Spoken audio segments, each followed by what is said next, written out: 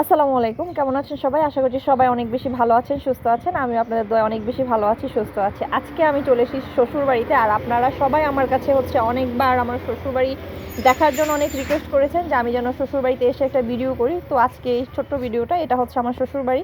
মানে আমার শ্বশুর করে রেখে গিয়েছেন, যাকে আমি কখনো দেখিনি। আমার বিয়ের 4 বছর আগে উনি মারা গিয়েছেন। ওনার এত গল্প শুনেছি, এত গল্প শুনেছি, না দেখি ওনাকে এত বেশি ভালোবাসি, এত মিস করি। থাকলে হয়তো বা মানে ছেলের বউ হিসেবে যতটুকু ভালোবাসা, আদর, যত্ন পেতাম, না থাকলে তো সেটা বুঝতে পারতেছি। যাই হোক, ঈদ করার জন্য শ্বশুরবাড়িতে চলে এসেছি। আর এখানে এসেই আমার একটু ঠান্ডা লেগে গেছে, গলাটা একটু বসে গেছে, প্রচুর গরম।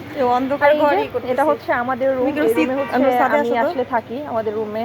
আর এই বাসাটা আসলে এখানে কেউ থাকে না, আমরা যেহেতু ঢাকাতে থাকি, তাই না থাকার জন্য বাসাটা একটু অগুছালু, কেউ খারাপভাবে নেবেন না ওইভাবে।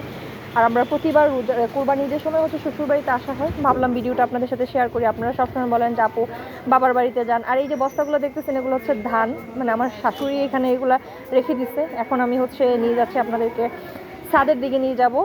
ছাদে আসলে আমার খুব ভালো লাগে। আর দেখতেই পাচ্ছেন বাড়িটা পুরনো বাড়ি, একদমই ফাঁকা, কেউ থাকে না। আমরা যখন আসি তখন বাড়িটা একদম পরিপূর্ণ ভরা থাকে। এই তো আমি হেঁটে চলে যাচ্ছি ছাদের মধ্যে। ছাদের এই পাশেও এক পাশে ঘর আছে। এই যে প্রচণ্ড গরম, রোদ, তারপরেও একটু ভাবলাম যে ভিডিও শেয়ার করি। আর দুঃখের একটা বিষয় হলো, এখানে আসলে আমার ফোনে নেটওয়ার্ক পায় না। আপনারা হয়তো বা আমার ফোনে সারাদিন অনেক ট্রাই করেছেন। আরেকটা আশ্চর্য বিষয় হলো, খুবই ভালো লাগে আমার যে আমার শ্বশুরবাড়ির পাশেই পুকুর আছে, সবাই পুকুরে গোসল করে।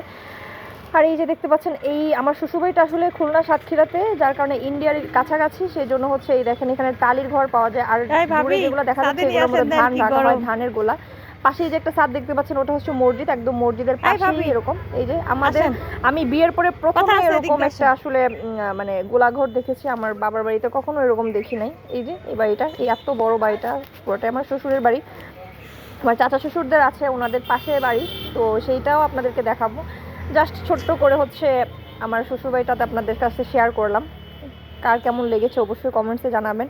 শ্বশুরবাড়ি যেমনই হোক, তারপরে তো মানে আমার নিজের বাড়ি। নিজের বাড়ি বলতে শ্বশুরের বাড়ি, শ্বশুরের দেওয়া বাড়ি, তাহলে তো এটা আমার নিজের বাড়ি। অবশ্যই একসময় থাকবে অনন্যার বাড়ি, সেই বাড়িটাও আপনাদেরকে অবশ্যই দেখাবো। দেখেন এইখানেও যে রুমগুলো আছে সেগুলোও অগোছালো। আর এই পুকুরে এখন কেউ গোসল করে না। এই পুকুরটা একদমই ঝরাজীর্ণ পুকুর। এখানে একটা মানে ঘাটলা বানানো হবে। কে কোথা থেকে ভিডিও দেখছেন অবশ্যই কমেন্টসে শেয়ার করবেন, জানাবেন। আর আমার বাবার বাড়ি তো আপনারা দেখিয়েছেন, শ্বশুরবাড়িটা আজকে দেখাই দিলাম সবাইকে। সবাই ভালো থাকবেন, সুস্থ থাকবেন, আমাদের জন্য অনেক অনেক বেশি দোয়া করবেন। আর এইখানে সুপুরি, প্রচুর সুপারি, কারণ খুলনা সাতক্ষীরা অনেক নারিকেল পাওয়া যায়, সুপারি পাওয়া যায়, সেগুলোই রাখা। আর এখানে একটা পেয়ারা গাছ আছে, এই পেয়ারা গাছে 12 মাস পেয়ারা থাকে। তারপরে এই দেখেন সামনের খোলা জায়গা, প্রচুর গাছপালা আছে। ভালো থাকবেন।